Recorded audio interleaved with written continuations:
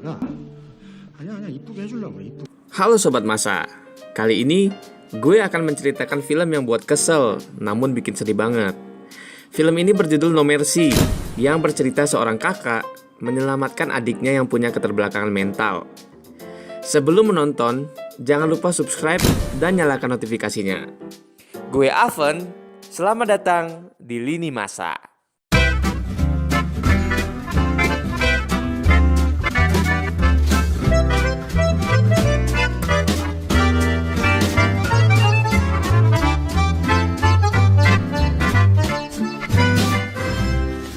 Di awal film, kita diperlihatkan seorang cewek cantik yang baru saja keluar dari penjara. Cewek ini bernama In-e. Wanita cantik ini dulunya adalah polisi dan memiliki teknik bela diri yang mantap. Selanjutnya, dari belakang In-e, ada seorang cewek remaja yang memeluknya. Ia adalah adik satu-satunya In-e yang bernama Yoon-hee. Tapi, dia ini memiliki keterbelakangan mental. Kedua orang tua mereka ini sudah meninggal. Jadi In-e lah yang bertanggung jawab terhadap Yoon-hee sendirian. In-e kemudian memberikan sebuah penjepit rambut dan Yoon-hee terlihat sangat senang dengan hadiah yang diberi kakaknya.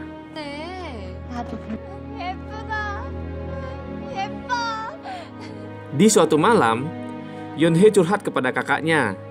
Yoon-hee bilang kalau dirinya ini pengen banget berhenti sekolah. Kelihatannya dia nggak betah untuk berada di sekolahnya. In-e lalu menyemangatinya untuk tetap belajar di sekolah dan mengira apa yang dirasakan oleh adiknya ini wajar di umur remajanya. Di suatu pagi, terlihat In-e yang baru bangun dari tidurnya. Dia nggak tahu kalau adiknya tadi sudah berangkat sekolah. In-e kemudian menemukan sebuah kotak yang berisi pakaian yang merupakan hadiah dari Yoon-hee untuk kakaknya yang baru saja keluar dari penjara. Di dalamnya, Yoon-hee juga menulis sebuah surat. Ia mengatakan kalau dirinya itu sangat sayang kepada kakaknya In-e. Yoon-hee mengatakan kalau pakaian tersebut ia beli menggunakan uang jajannya yang selama ini ia tabung sendiri. Sementara itu di sekolah, terlihat selama ini Yoon-hee selalu saja dibully oleh teman-teman ceweknya yang ada di kelasnya. Padahal mereka sudah tahu kalau Yoon-hee sebenarnya memiliki keterbelakangan mental. Ada satu cewek yang sebenarnya ingin membantunya, namun dia nggak berani untuk melawan geng cewek-cewek congong ini. Mereka pun menyeret Yoon-hee dan membawanya ke tempat karaoke. Setelah sampai di tempat karaoke, mereka pun langsung bernyanyi dan berjoget. Yoon-hee terlihat sangat tidak nyaman, dan sebenarnya ia sudah meminta pada cewek-cewek gila ini untuk membiarkannya pulang. Bukannya membiarkannya pulang, teman-teman Yoon-hee ini justru mengambil HP dan merekam Yoon-hee sambil membuka bajunya. Gak berhenti di situ aja, mereka kemudian membawa Yoon-hee kepada teman-teman cowok mereka. Dan di sini, Yoon-hee kemudian digunakan sebagai umpan untuk memancing om-om. Kesel cuy. Ketika Yoon-hee sudah hendak diperkaos, muncul cowok tadi yang menghentikannya seperti layaknya seorang pahlawan. Tapi sebenarnya mereka punya maksud lain dan bukan beneran baik. Mereka akan memeras om tadi dengan tuduhan akan memperkaos cewek di bawah umur. Setelah melakukan itu, mereka merasa kalau cara itu sangat bagus untuk mendapat uang. Mereka jadi ketagihan mencari uang dengan cara licik seperti itu. Sampai suatu ketika, yang memesan Yoon-hee adalah seorang yang terlihat seperti mafia di sana. Orang ini bernama Sang-man. Cowok-cowok bajingan itu pun ketakutan saat mau pura-pura menyelamatkan Yoon-hee. Sehingga akhirnya mereka pun justru membiarkan Yoon-hee digauli oleh Sang-man. Di sisi lain, terlihat In-e yang sangat kebingungan dan khawatir karena adiknya dari tadi nggak pulang-pulang. Dia mencoba mencari keberadaan Yoon-hee kemana-mana, sampai In-e juga mencoba pergi ke sekolahannya. Namun, Yoon-hee tidak terlihat di sana. In-e kemudian mencoba mendatangi salah satu guru untuk melaporkan hilangnya adiknya tersebut. Namun, sayangnya bukannya bantuan yang ia dapatkan, melainkan gurunya ini justru ngomel pada In-e karena sudah tahu punya adik yang berkebutuhan khusus, ngapain di sekolah umum. Sehingga In-e pun kemudian pergi dengan perasaan yang kian sedih. Tiba-tiba, ia kemudian dihentikan oleh salah satu teman Yonhye yang berniat membelanya tadi ketika Yonhye dibully. Ia memperlihatkan semua rekaman yang merupakan video pelecehan Yonhye oleh teman-teman ceweknya ketika berada di tempat karaoke. Disinilah In-e kemudian sangat marah mengetahui aksi kepada adiknya itu.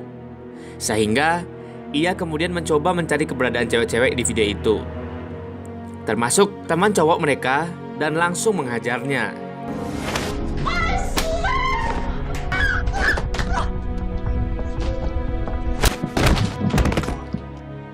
Setelah menghajar cowok-cowok yang ternyata cupu itu, In-e kemudian mendapatkan kartu nama yang merupakan milik Sangman. In-e kemudian langsung menghubungi pihak kepolisian untuk melaporkan hilangnya keberadaan adiknya tersebut. Tak disangka, mereka justru mengatakan untuk memastikan lagi adiknya itu beneran diculik atau cuma kabur dari rumah. Dan mereka mengharuskan In-e untuk membuat laporan dan lain sebagainya, seperti ingin mempersulit In-e. Mirip-mirip di mana gitu ya. Akibat hal tersebut, In-e jadi tambah frustasi. Akhirnya dia pun kemudian memutuskan untuk mencari keberadaan adiknya tersebut sendirian di tempat lain.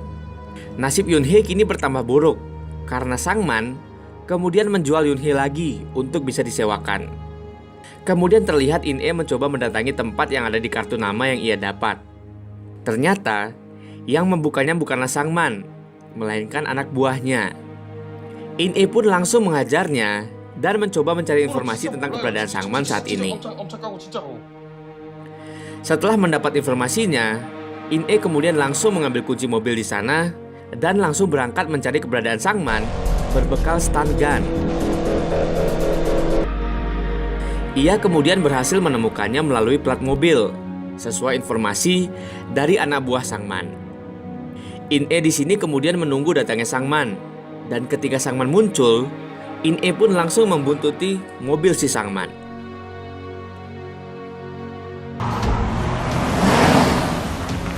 In-e kemudian mencoba menelpon Sangman dan menanyakan keberadaan adiknya. Tapi Sangman ini nggak mau memberitahunya. Ia justru mengejek dan meremehkan In-e, sehingga In-e kemudian langsung menabrak mobil Sangman. Dan dengan bermodalkan stun gun, dia pun langsung menyetrum Sangman sampai ia pingsan. Beberapa menit kemudian setelah tersadar, terlihat In-e yang sedang menjerat leher Sangman dari kursi belakang. Selagi menyandera Sangman, In-e kemudian memerintahkan Sangman mengantarkannya ke tempat adiknya berada. Ketika mereka berada di tengah perjalanan, tiba-tiba Sangman langsung menginjak gas sampai mobilnya menabrak pembatas jalan. Perkelahian antara In-e dan Sangman pun tak terhindarkan.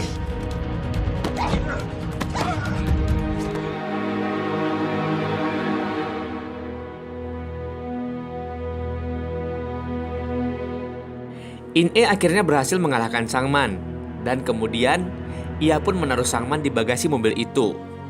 In-e juga mengambil HP milik Sangman, dan dari sinilah ia kemudian mengetahui nomor kontak milik orang yang membeli Yonhye tadi. Dengan segera, In-e pun pergi menuju tempat orang itu.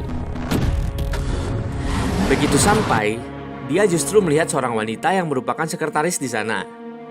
Ia memakai penjepit rambut milik Yonhye.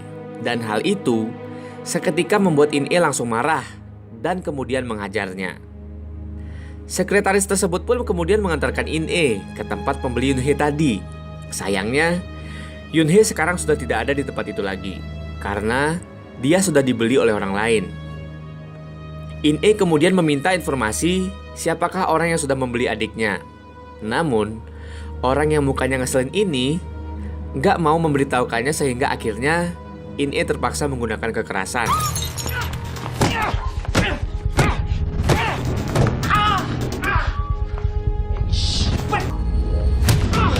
In-e pun berhasil mengalahkan orang itu setelah menjepitnya di selangkangannya. Orang itu kemudian menyuruh sekretarisnya menceritakan kejadian sebenarnya. Sebenarnya, kemarin itu sekretarisnya sudah menyuruh Yonhye untuk menghubungi siapapun itu untuk menebusnya dari tempat itu. Ketika Yonhye menghubungi In-e, In-e lagi gak ada di rumah karena In-e sedang mencari keberadaan Yonhye. Sehingga Akhirnya Yunhee kemudian mencoba menelpon seorang pemilik toko yang ada di dekat tempat tinggal mereka. Namun ternyata yang datang bukanlah orang tersebut, melainkan seorang pria muda yang berpakaian rapi datang menebus Yunhee. Berbekal nomor telepon milik toko yang dimaksud, In-e pun kemudian berangkat menuju ke tempat tersebut. Di sisi lain, terlihat seorang pria yang kini tengah membawa Yunhee. Orang ini bernama Jong-woo. Karena merasa lapar, Jong-woo kemudian menghentikan mobilnya untuk membeli makan. Karena melihat Yunhee yang sedang tidur, dia pun meninggalkannya begitu saja, sehingga kesempatan itu lalu digunakan Yunhee untuk kabur. Namun sayangnya aksinya tersebut kemudian diketahui oleh Jong-woo, yang kemudian menemukan Yunhee saat naik sebuah bus.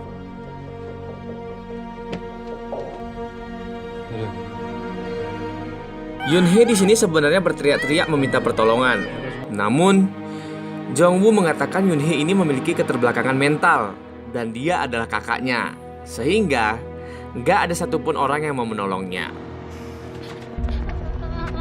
Kemudian Jong-woo mendapat sebuah telepon dari bosnya yang bernama Yong-jun.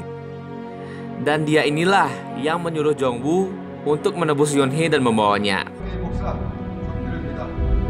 Di tempat lain, In-e yang hendak pergi ke toko dekat rumahnya baru sadar kalau sang man tadi masih ada di dalam bagasi mobilnya. Sehingga ia pun sebenarnya hendak melepaskannya. Namun karena mendengar perkataan sang man, In-e kembali marah, sehingga dia pun langsung menggeprek tangan sang man berkali-kali. In-e kemudian menabrakkan bagasinya berkali-kali, dan barulah In-e kemudian meninggalkannya. In-e kemudian sampai di toko yang dimaksud. Pemilik toko ini adalah sepasang suami istri yang sudah terlihat tua.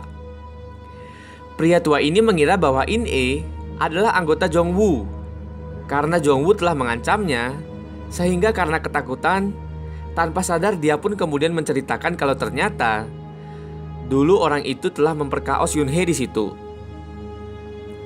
Mendengar hal itu, istrinya pun marah dan langsung meninggalkannya. Namun, kemarahan istrinya tersebut masih belum seberapa dibandingkan dengan kemarahan In-e.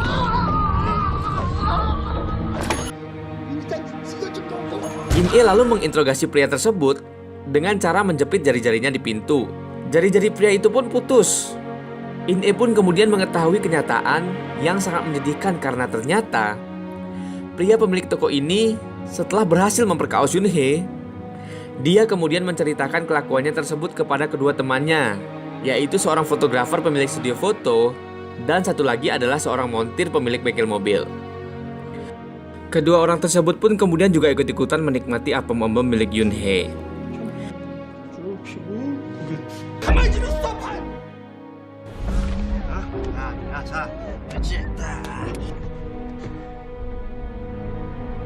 In-e yang kini benar-benar sedih dan sangat marah, kemudian mendatangi studio foto yang dimaksud. Ia pun menghajar pemiliknya.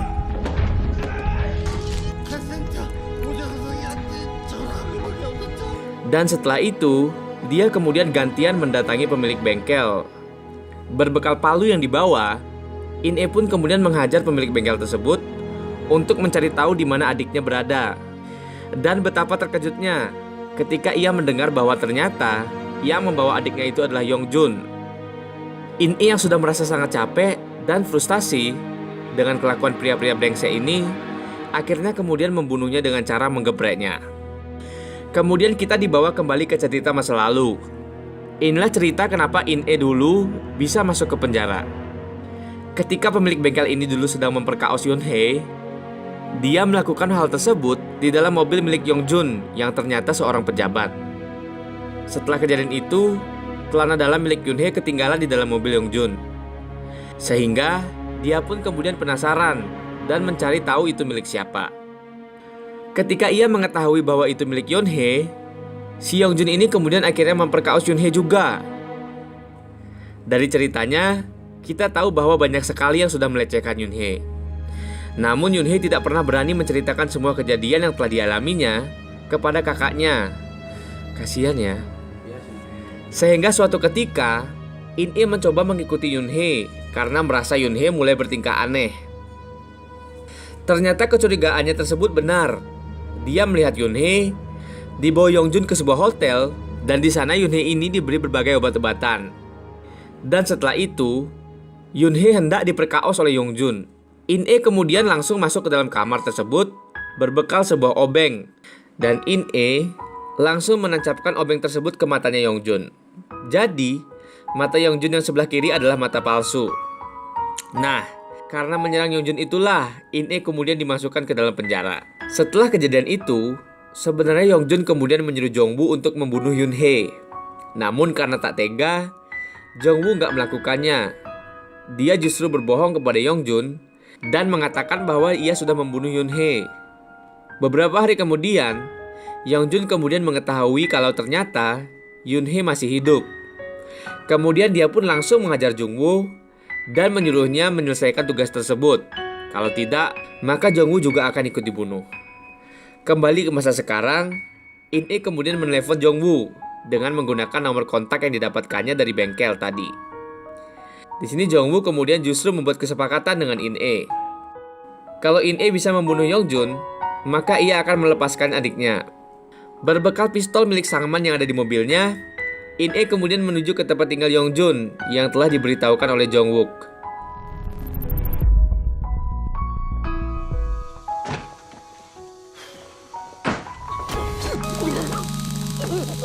Ketika ia sampai dan hendak menembak kepala Yongjun, In-e kemudian terkecoh dan dia lalu dikeroyok oleh anak buah Yongjun. In-e pun berhasil mengalahkan mereka semua. Ia kemudian mengejar Yongjun yang melarikan diri menggunakan mobil.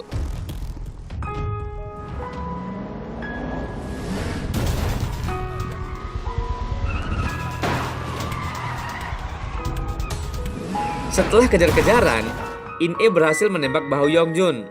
Namun karena mobilnya In-e terjebak, mobilnya kemudian terperosok ke tikungan tajam. Yongjun yang tahu kalau Jong-woo ini telah berkhianat menjadi sangat marah dan menyuruh anak buahnya untuk menangkap Jong-woo. Setelah itu, akhirnya Jong-woo pun kemudian dieksekusi. 애들 바로 보내겠습니다. 어디로?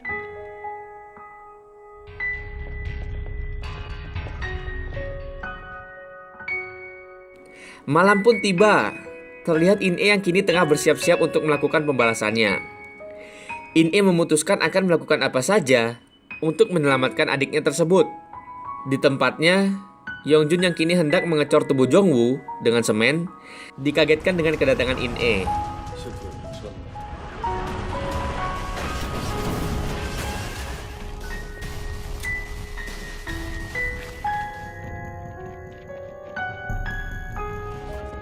In-e pun berhasil mengalahkan mereka semua dengan sangat epik.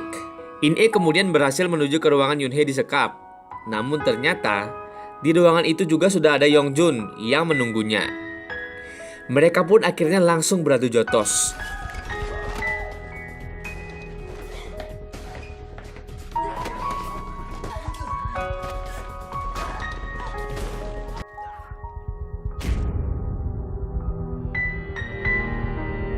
In-e di sini berhasil menjatuhkan Yongjun dan menghajarnya terus-menerus sambil mengeluarkan emosinya. Kalau dilihat ini sedih banget, Cuk. Akhirnya pejabat brengsek itu pun mati. Seneng banget saya, Mas. Dan dia pun segera meninggalkan tempat itu dengan adik yang disayangnya. Ending yang sangat tidak sopan. Terima kasih sudah menonton video ini. Jika kalian ingin request film, silakan komentar di bawah. Dan jangan lupa untuk menekan tombol like, share, dan subscribe. Dan nyalakan lonceng agar kita cepat dapat AdSense. Salam masa, mantap!